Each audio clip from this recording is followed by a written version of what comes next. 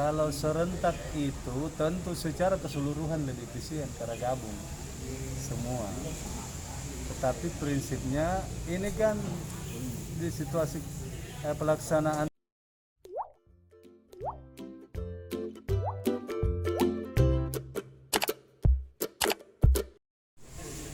eh, walaupun ini karena KPU sudah menyiapkan juga persiapan untuk pelaksanaan pemilu, maka tahun ini selain bicara kita menyelesaikan karena pilkada sudah selesai, maka kita sudah berpikir untuk menyiapkan pemilu.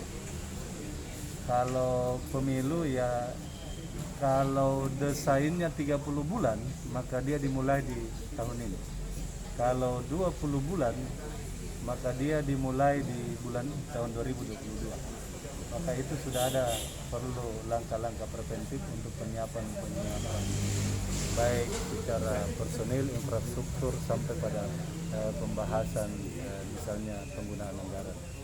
Itu untuk 2024. Pemilu ini adalah agenda nasional dan saya kira pemerintah daerah menjadi bagian dari penanggung jawab terhadap pelaksanaan pemilu, maka kami harus melaporkan semua persiapan kami akan kita laksanakan. Persiapan mulai kapan itu, Kak? Ini sudah kami bahas di pleno-pleno KPU, tinggal menunggu keputusan akhir dari KPU RI. Kalau pelaksanaan pemilu 30 bulan, maka kita sudah start dari tahun ini. Kalau pelaksanaannya misalnya 20 bulan, ya 2022. Kita siap aja deh, kami siap lebih cepat. Karena jangan sampai kita lebih bagus siap dari sekarang daripada nanti keburu. Jadi kami siapkan segala macam persiapan kami sudah tuntas. Kalau anggarannya kira-kira kalau kita lihat ini kan nanti kalau serentak dilakukan artinya ada tambahan beban biaya berarti ya dibanding tahun-tahun kemarin. Kalau serentak itu tentu secara keseluruhan lebih efisien karena gabung semua. Tetapi prinsipnya ini kan di situasi pelaksanaan pilkada kita belum bisa memprediksi apakah masih situasi COVID atau tidak. Kalau COVID pasti masih bertambah lagi anggaran.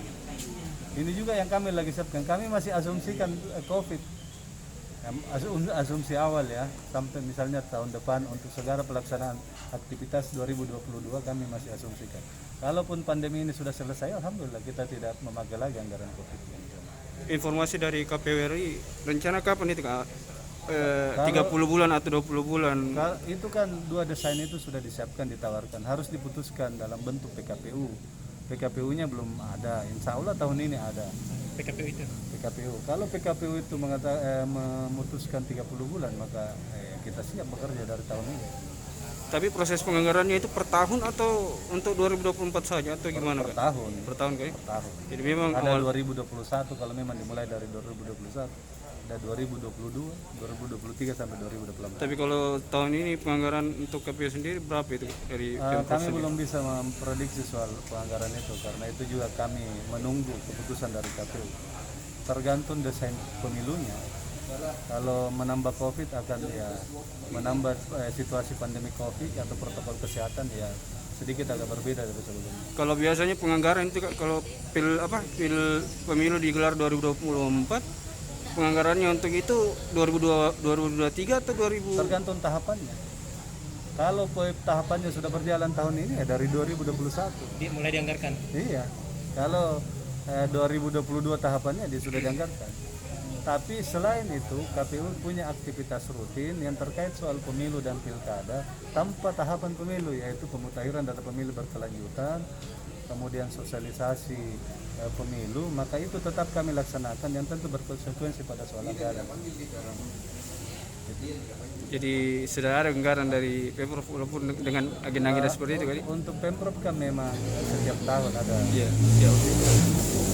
Pak, yang pasti ini yang disiapkan dua opsi karena belum pasti nanti seperti apa, masih meraba-raba. Iya, ini kami masih dua menyiapkan. PKPU yang disiapkan. Iya, masih ya, makanya kami menyampaikan awal juga ke Pak Gubernur bahwa ya opsi-opsi itu kami sampaikan dari awal supaya nanti kalau sudah ada keputusan bukan lagi bahan baru, Langsung ditetapkan berarti. Iya.